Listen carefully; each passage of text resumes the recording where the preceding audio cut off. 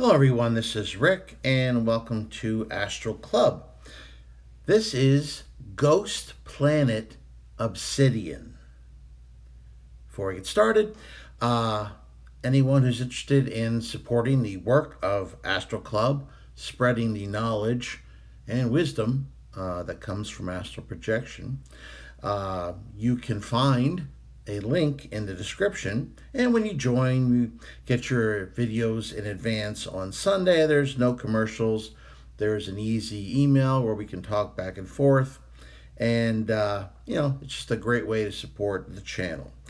Next up, private lessons. If you're interested in a private lesson with me for astral projection, I'd be glad to help you out. It's great for people who haven't done it before, and also people who have done some projections but are looking to increase the number and get more control of them. If interested, you will find an email to contact me for more information in the description.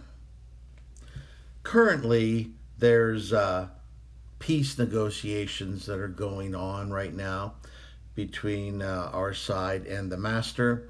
I think when the Greys joined us, it kind of tipped the scales a bit. I've already shared my feelings on the subject of an honorable peace with the Master, and I'm assured they'll be taken into account. In the meantime, I have some leisure that I can spend doing what I enjoy doing most, which is exploration.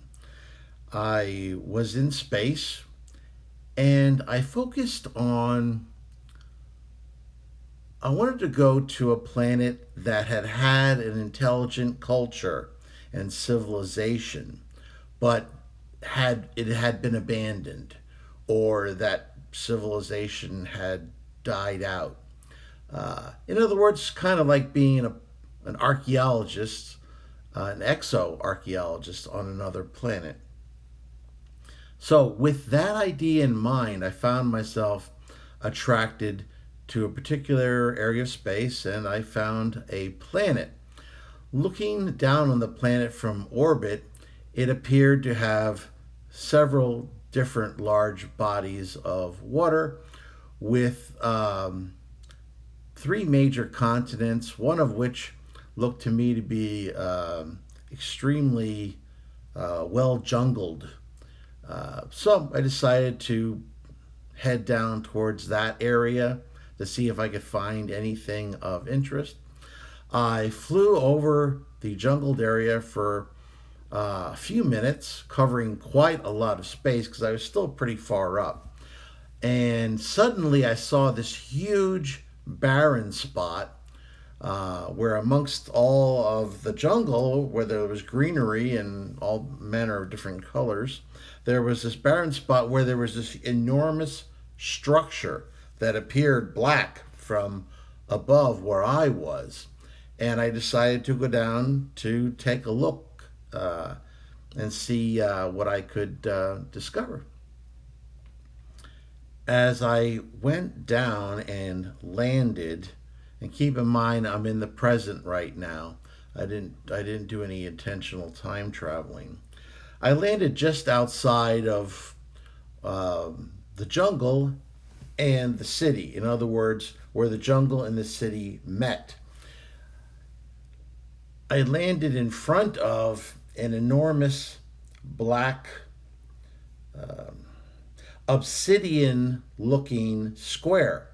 And this square was probably about 10 foot on each side, which is approximately 3 meters, let's say. And there was writing on all of the visible sides of this particular square. I'm saying it's writing because I'm assuming it's not just decoration, because what I saw on each side was identical 5 vertical lines, but the lines looked like you took an EKG, an electrocardiogram, if you've ever had one of those done. If you turned it vertically, it looked like there was lines and there was things darting out from each line. which I interpreted as writing rather than decoration, although, of course, I can't be certain because I have no way of knowing. I noticed, as I could see further away, that on the two other cardinal directions bordering the city and the jungle, there was a couple of other black cubes. And I traveled to one of the other cubes, which looked very similar to the one I had just visited. It also had 5 lines on each available side, but the lines looked different than the ones that had been on the other cube.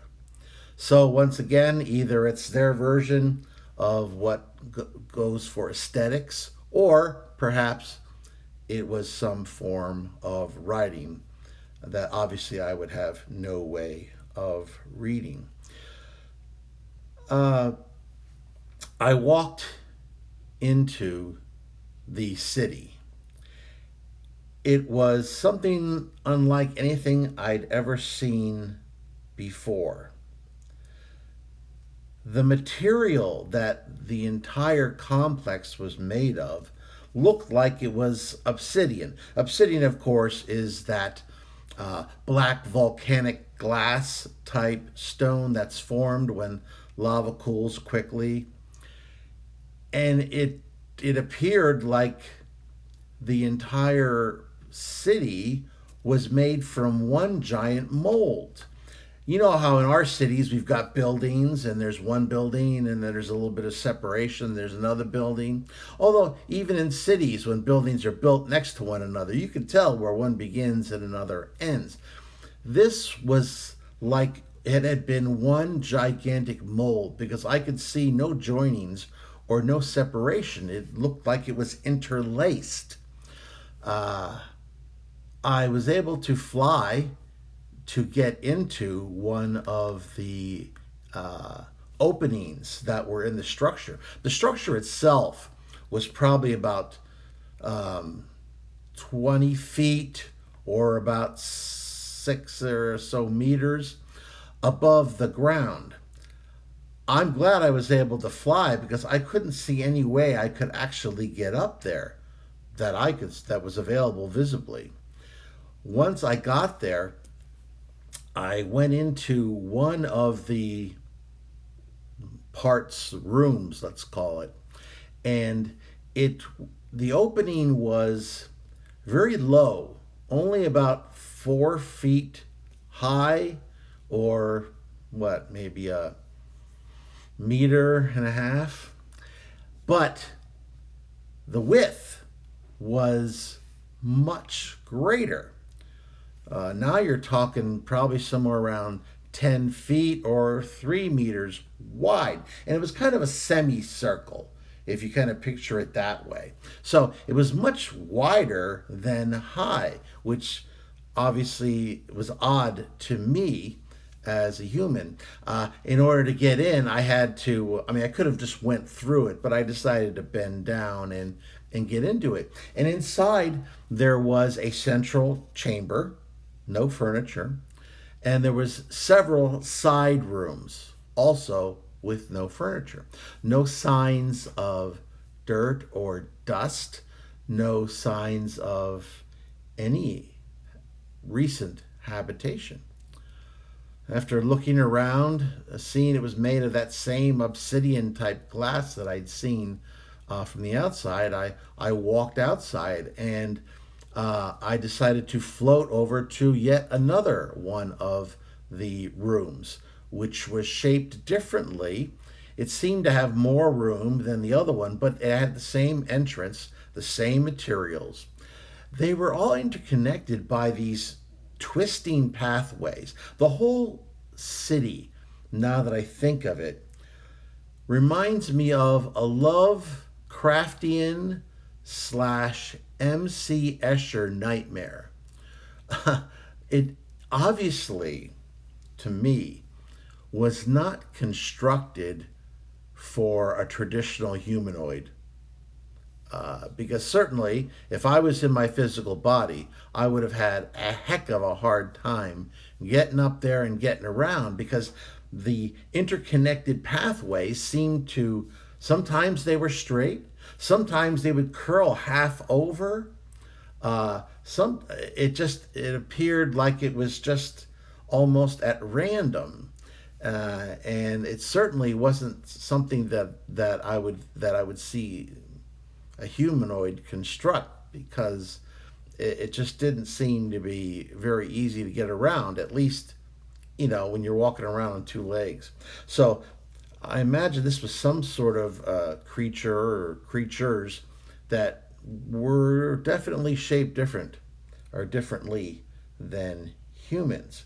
I explored a few more of these rooms that were within this greater structure. And the structure itself, I would say, was probably something like, it was in the shape of a square surrounded by jungle. And I would imagine each side was miles long. I can't figure out exactly how much, but it was very large. This was definitely a place that I would imagine many thousands of creatures had lived and had dwelt in this civilization. As I was looking around further, I saw something that stood out. It was a large silver colored pylon that was roughly in the middle of this whole complex. And because everything was black, I couldn't miss this. So I flew down to this silver pylon, which was probably at least 10 stories tall. It was made also of a very smooth silver colored metal.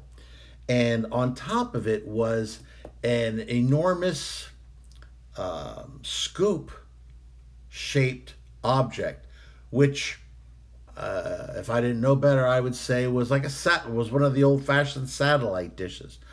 And it, I could see that there were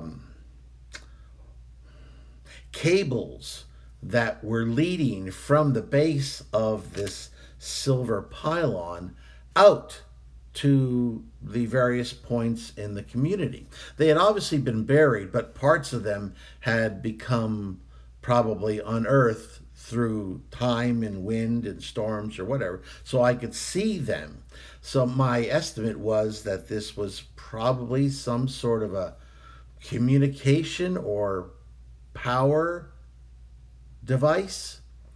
I could sense that there was an energy inside this thing, but it was very low. But I would believe it definitely was something that was used in conjunction with the city in some sort of central way. Like I said, either communication or power. To get a better viewpoint, I ascended above this silver pylon and the with the dish on top, and I didn't see anything else. The scoop itself seemed rather smooth, but I was able to get a better viewpoint now from the middle of this complex, and it was quite interesting when I noticed that whereas the jungle was seen to be extremely thick, that at no point did it appear to intrude on the city. I mean, you would expect an abandoned city that had been abandoned for a long period of time to be covered by the jungle. Certainly, we have Mayan, Aztec, other cities in South America that when they were discovered, they were partially buried. They had jungle growth all over them. It's just what happens when you abandon a city. But there was a sharp demarcation between the jungle and the city, which fascinated me. So I got closer to the perimeter, and right about that time, a branch fell off one of the vegetations. Let's call it a tree. Although it didn't look exactly like our trees, but it was something similar. And when this branch fell onto one of these black, dark obsidian structures, it immediately turned brittle, dry, then it just fell apart into a fine dust. And that dust just rolled off the structure as if it was somehow repelled, and then it just fell down to the intervening area between the jungle and the city. So, this alien city obviously has some sort of a built in way, some sort of a protection against the encroachment of the jungle, which explains why the city itself appeared so clean and without any jungle growth that you would expect in a long deserted city located in the middle of a very dense jungle. Now that I had that particular mystery solved, I flew higher above the city to see if there was anything else of interest. When I noticed that around the perimeter there seemed to be holes in the ground, I went to investigate. When I got to one of the very large holes, I could see that there was a giant limestone cavern below me, and in there was water, which reminded me of the cenotes that you can find in South America, Mexico, that area. The cenotes were reservoirs that were naturally occurring that the native peoples would use as I said, water reservoirs to support their cities.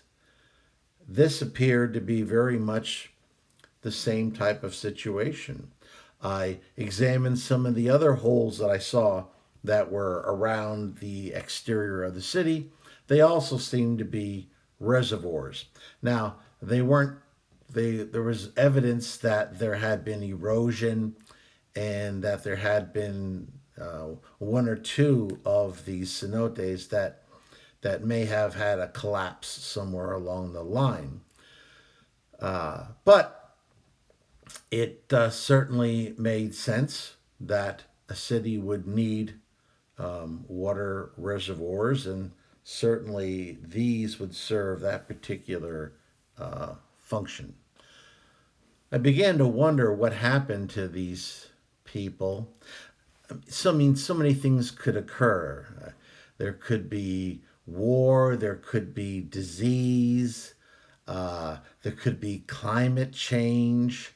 All these things affected our cities in our ancient history.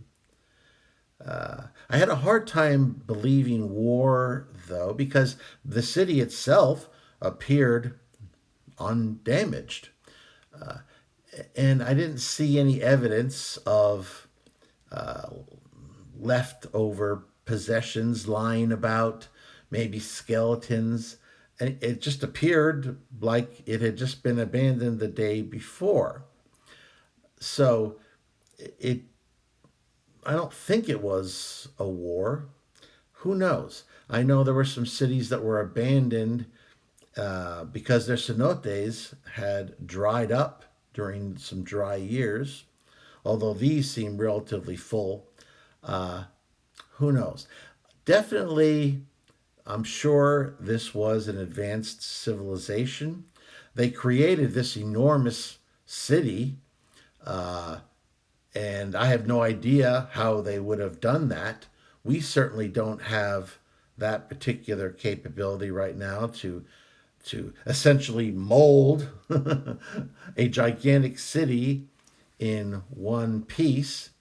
And I have no idea how that central pylon worked, if it was a communication device or it was power of some sort.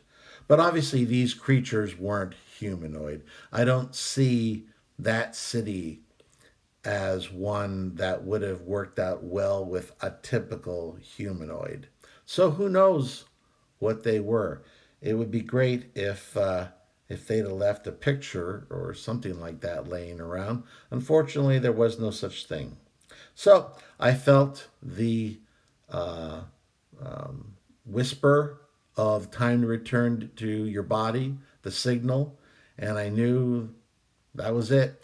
I was pulled back into my body, and I awoke and jotted down these notes. If you found this video interesting, why don't you like it, share it with those of like minds. Subscribe if you haven't already. If you have, why don't you ring that bell? And I always like your questions and comments. They might pop up on a future episode. And as always, I'm Rick, and I will see you on the astral plane.